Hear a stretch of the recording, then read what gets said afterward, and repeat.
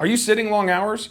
If you are, we're gonna teach you in this video exactly how to protect your back because we're feeding muscles on one side and we're inhibiting muscles on the other side. So let's talk about exactly how you get out of that problem and we unwind that sitting position that you're in all day.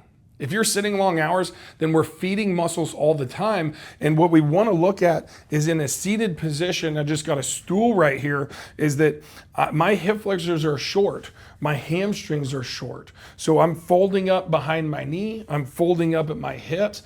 And a lot of times we have things in front of us, our computer, our food, our phone. Our phone is one of the worst of them because we're really tilted down. So we have that forward head, forward shoulders. And so we're getting short in these muscles in the front of the chest. We're getting long in the muscles in the back of our neck and long in the muscles in between our shoulder blades. And then we're feeding those hip flexors and we're getting tighter. And so we want to unwind that. We need to be able to move through the thoracic spine and open up this area. We need to be able to move through our hips. What I see so often here in the clinic, somebody's having a problem and they go to stand up and their hip flexors are tight. So then their back extensors are trying to get them up against gravity. Our body's going to find a way to get neutral. It will find a way to get into neutral against gravity. There's two ways that we see it. Their hip flexors are tight and they get into back extension so they can be upright, or their hip flexors are tight and they can't extend all the way up so their weight goes all the way on their toes. And so either way, they're firing up those back extensors too much and we've got to change those. We have to be able to unwind that seated position because we're just in it too long. The first and most important thing that we loosen up is the iliopsoas muscle right here. It's our major hip flexor. And then these hip flexors right down below, that's the TFL and the rectus femoris. The best way we like to do it is to dig into those muscles. So we can do that laying on our back, or we can do it up against a wall. So right here up against this wall, I can see, if you can see right here on the side, I'm gonna dig into that muscle and I'm gonna unweight that leg. So I'm putting most of my weight here on the right leg and I'm digging out this muscle right here. At a closer look, you can see that I'm getting inside my pelvis right here. I'm gonna unweight that leg and then I'm digging into it. I would want to get against a wall, get against a bed, get against a countertop, but loosen that. If I put pressure down through that leg, then I'm going to be pushing out. I want to put all my weight on the right leg right here so that I can dig into that left hip flexor. I'm going to move it down and I'm going to get right into the front of the hip, just below the pelvis right here. And I'm digging into that. So each one I'm going to do for about 30 seconds to a minute. And then off to the side, this is our TFL. It's tensor fasciae lata. It's not an important muscle to know about. It is important to know that it's a hip flexor and we need to loosen it up. But I'm going to be loosening up those iliopsoas and those TFL, the rectus, all the hip flexors. I want to loosen those up because they're getting short and they're getting tight over time.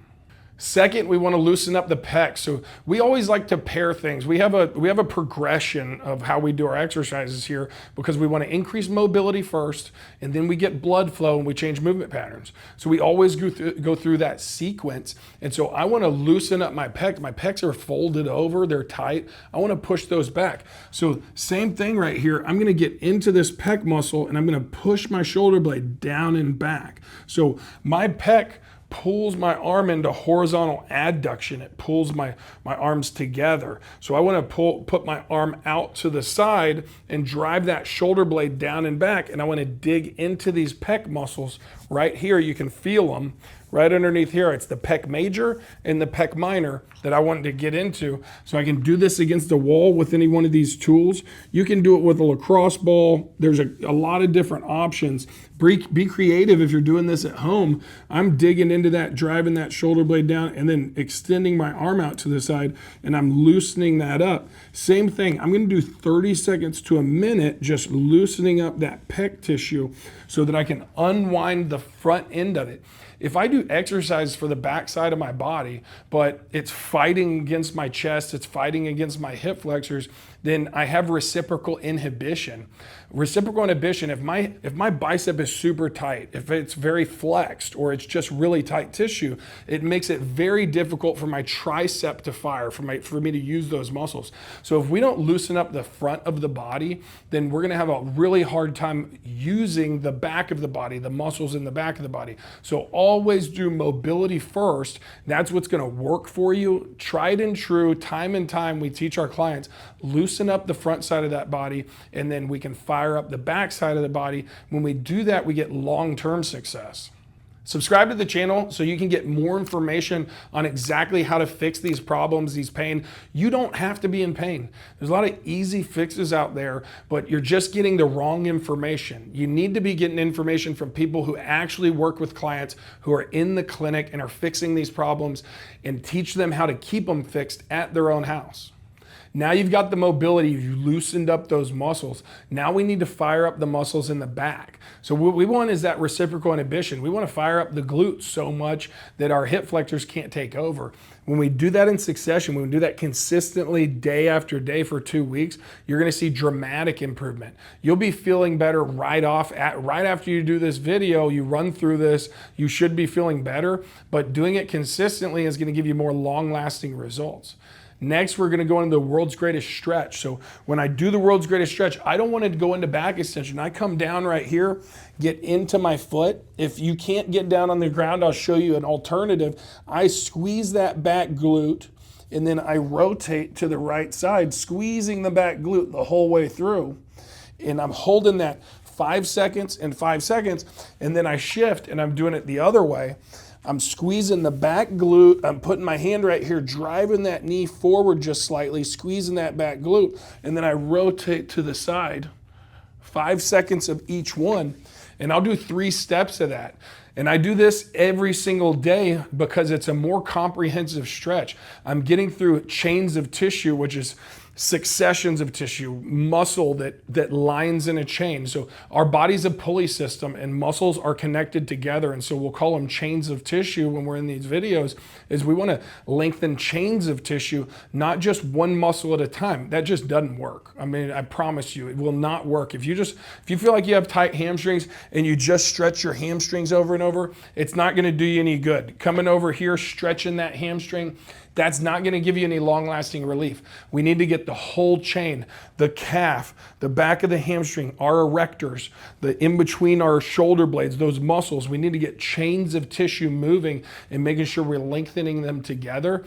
And then we use them, we get stronger in those areas, and that's how we keep it. Now we loosened up our chest as well. We loosened up our pec muscles. So what we want to do, we call it a cross stretch, where we're coming out like this. So I can do it on a ball, I can do it on a bed, I can do it on this stool, maybe, we'll see. So I'm scooting back, dropping down on this stool and coming back. This is the most challenging way to do it. You can do it on an ottoman at home. I'd really like to have some support for my head, but since I just have a stool right now, I'm gonna chin tuck right here because it's safer for me in my neck. If I chin tuck and I use these deep neck flexors, they're the stability muscles in my neck. So I'm popping that chin down, and then I'm bringing my arms out to the side, and I'm pulling my shoulder blades down and back, and I'm opening up that chest right here, dropping down. This is a more comfortable position, and I'm going to do this for a minute. You see that I'm shaking right here, but I'm using the muscles in the back of my shoulder blades so I can loosen up the chest while I fire up those muscles in the back of the shoulder blades. I can loosen up those chest muscles, and so I've always got to do this in sequence. I'm getting rid of the tension here, but then I'm firing up the muscles in the back and then lengthening it. And I want to do those in conjunction. I want to loosen up the front and then strengthen up the back. The major thing to learn from this is that we have to unwind the seated position. The more you sit, the more those muscles get tight, and the more that we need to do this stuff. If you think about it, and you're probably sitting for 5 to 10 hours a day, like whether you're driving, moving around, even busybodies are doing 3 or 4 hours of sitting a day. That doesn't mean you need to do the equal amount of loosening it up. It does mean that at least twice a day, if not 3 times a day, we're doing things that are unwinding that position position, we're getting strong in the muscles in the back, we're firing them up, and we're loosening up those muscles in the front.